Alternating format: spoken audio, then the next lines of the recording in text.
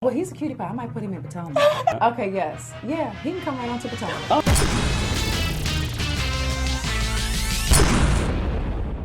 What's up, y'all? It's your boy Richie Sky. We're back with another video. I want to thank you, Sky Squad, for always tuning in. Hope that you guys are continuing to enjoy the content. And with that being said, let's get into today's news. Wait. Before we do that, make sure you guys hit that subscribe button, hit that notification bell button so that you can be clued into when we drop new content right here on this channel. Now, with that being said, let's get into today's news because we're going to be talking about Nene Leakes, and she is going behind the scenes and basically releasing text messages that she has sent to Kenya. Oh yes. Then we're going to get into everything that Nene Leakes said about last night's episode because she got into a whole lot. And then we're going to break down a little bit of the episode. But I like to get the news out of the way first, okay? Because some of y'all be here for the news only, and I'm here to give it to you, okay? So first things first, Nene Leakes released a YouTube vlog, basically airing out all of her thoughts about this season of The Real Housewives of Atlanta so far. And here's some things that she went into, and we'll get into the text messages in just a second, okay?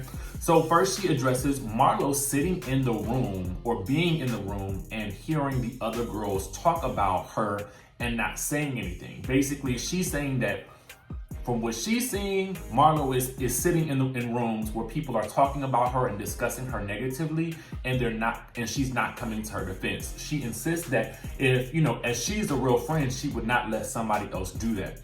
Comment below if you guys feel that way about Marlo. And we're gonna actually get into Marlo and Cynthia when we discuss the episode because that was a whole shitty fest, okay? So then she also she didn't address not being in last night's episode altogether, which I was kind of shocked by. If you guys have paid attention, it wasn't until the end of the episode that I didn't even realize that she was physically not in the episode.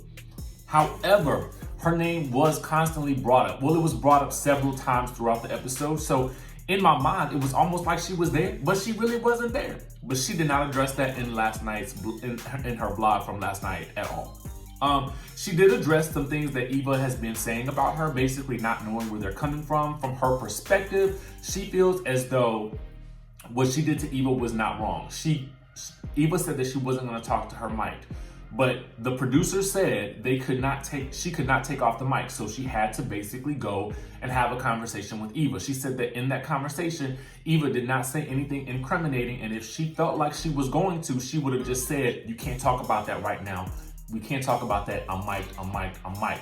Similar, and this she brought up similarly the way that Kandi warned Cynthia about being mic'd when Cynthia called Kandi before they all went into that conversation with Nene and was basically making sure that they were on the same page about how Kenya was showing up to the event when Kandi said to Cynthia, I'm mic'd in the audio, if you guys will recall that. Now, getting to Kenya and Mark, she basically says that she's heard rumors about her and Mark having had conversations or having been, having some sort of other type of friendship outside of Kenya, and she says that she has never met Mark outside of Kenya. She's only met him, I guess, at events that Kenya has been present. Now, we haven't seen it on the show, and it's been made reference to several times, and even Mark mentioned it tonight in the episode. I've never seen an event where Kenya and Nene were at the same event and Mark was there too, because I feel like, and maybe they have, I'm sure there are events all the time in Atlanta that they might have run into each other at or whatever, but we just haven't seen it on the show. So it's always strange when we hear about it spoken about in this way. But she says that she's never been around him outside of Kenya. Now, she did address Kenya's comments about what Kenya said at dinner on the show. Mark said that Nene had reached out and tried to apologize to Kenya. Kenya said, no, she has not done that. Now, I don't know if that's really a lie or if that was a selective truth, right? Because Nene basically says that she did reach out to her. And she even put the text messages up to prove it. And so here is basically what Nene Leakes said in the text message. I'm going to read it to you guys verbatim, but it's also going to be right here on the screen. Now, on April 17th, this was probably shortly after the reunion or when the reunion was airing, Nene reached out to her and said, "Hey Kenya, life is short with Greg sick, going to Kim Porter's funeral, and Nipsy dying. It has been a lot. I just want to extend the olive branch. Congratulations on all your happiness. I have a baby gift when I see you." Now that message went unresponsive. And so on Sunday, May 12th, now this message is in green. So either Kenya had blocked her or one of the two was not in a good service area when the message was sent. She sent Kenya a message that said, "Happy Mother's Day, Kenya. The first of many with your beautiful daughter. Remember, time is the one thing we can't get back. So enjoy every moment. I'm back in ATL in about a week. Would love to see you and finally meet Cutie Patootie Brooklyn." So Nene then alluded to there being several times on the show and during the show while filming was occurring that she had reached out to her, and she says some of these things we will see, and that she was always unresponsive. So there is that on that. I want to know what you guys think about this down in the comment section below. I'm going to give you my thoughts on it. Nene did say that she did not apologize because she felt like they both said things to each other about each other, you know, publicly. And so she wasn't going to be apologizing. So if Kenya expected an apology, it wasn't going to happen. She did say that. But I do think that this is me personally, I do think that if you're going to extend an olive branch, you have to send an apology.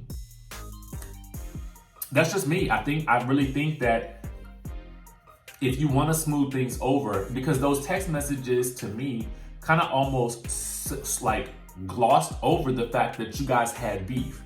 And I think that in order to really make amends, you have to say or give an apology for the things that have been said that were harmful and that messed up the relationship in the beginning.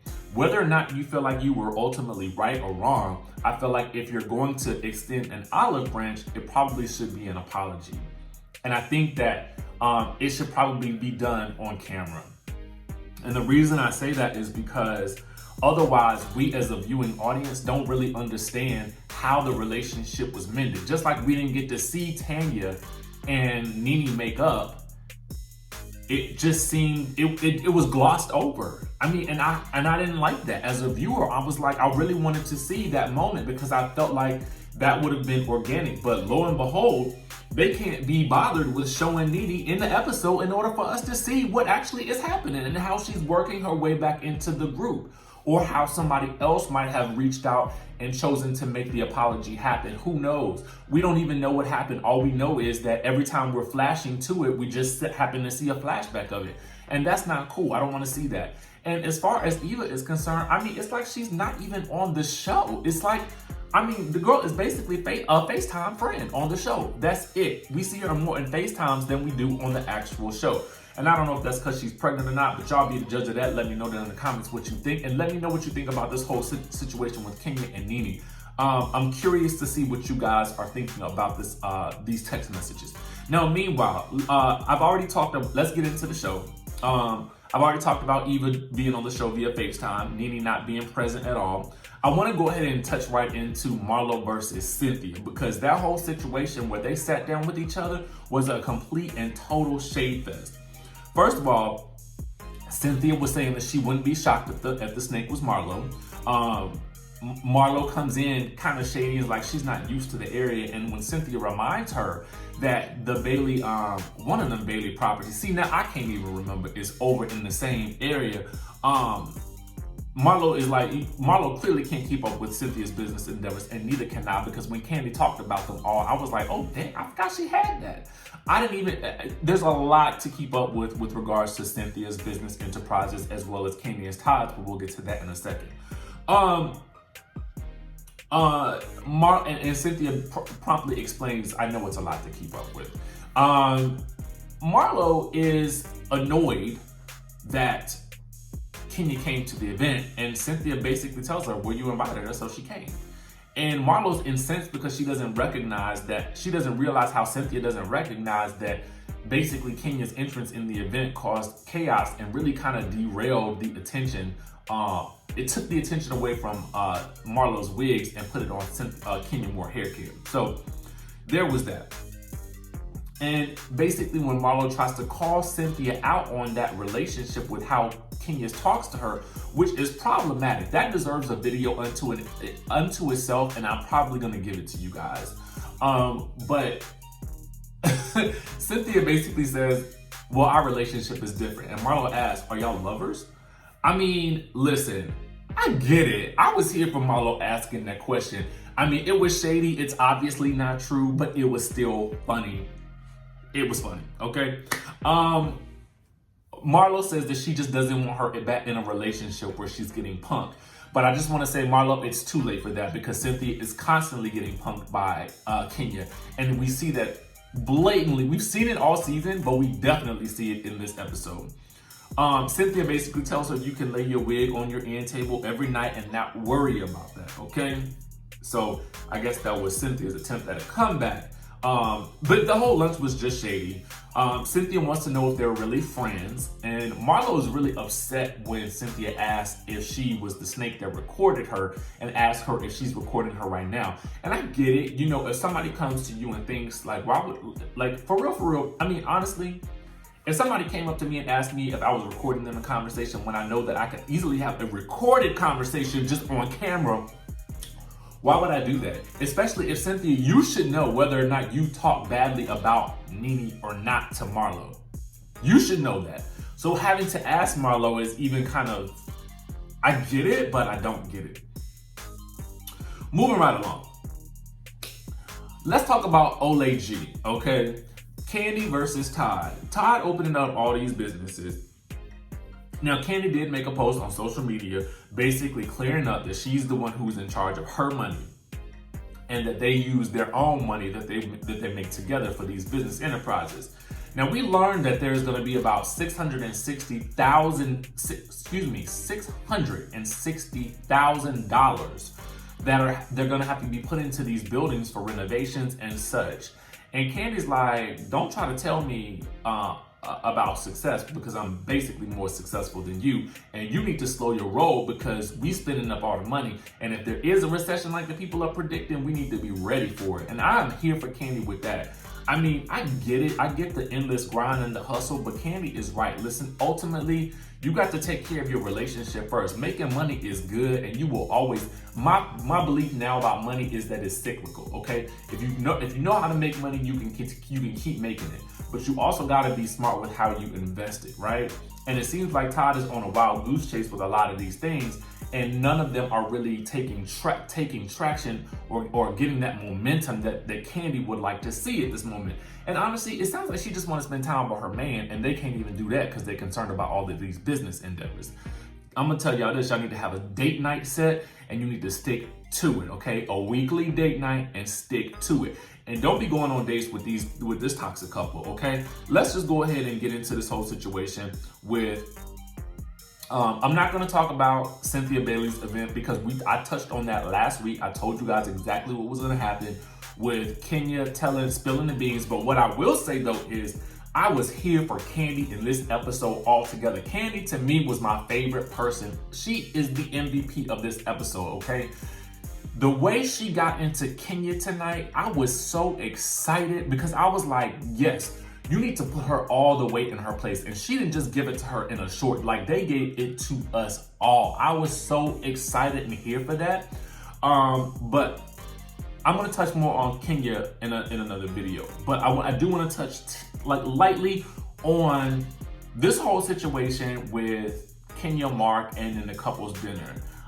It is obvious to me that this man does not like her. And what is happening to me is this is obvious too.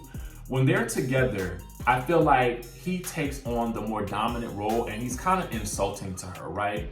So I feel like when they get into a group, she kind of feels like she's going to air out their issues in order to get everyone on her side, right?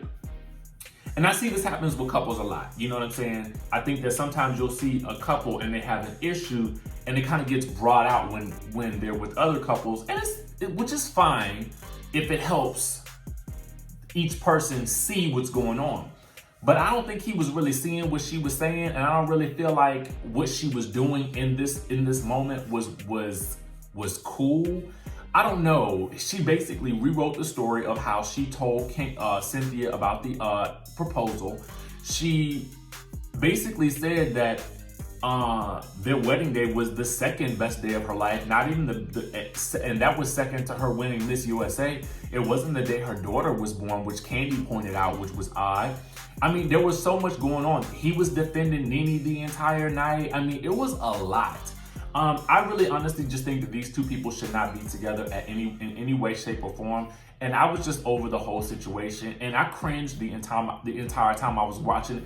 I wrote a whole bunch of notes, but ultimately the end of the story is this. They don't need to be together. They just need to go ahead and go their separate ways. She take what she came into this relationship with. He take what he came into the relationship with, and keep it moving. Just go ahead and separate before the situation gets any worse. So anyway, those are my thoughts on this week's episode. Make sure you guys hit that subscribe button, hit the notification bell button. Comment down below what you think about this whole situation with Nene and Kenya. And also, we will see you in the next video.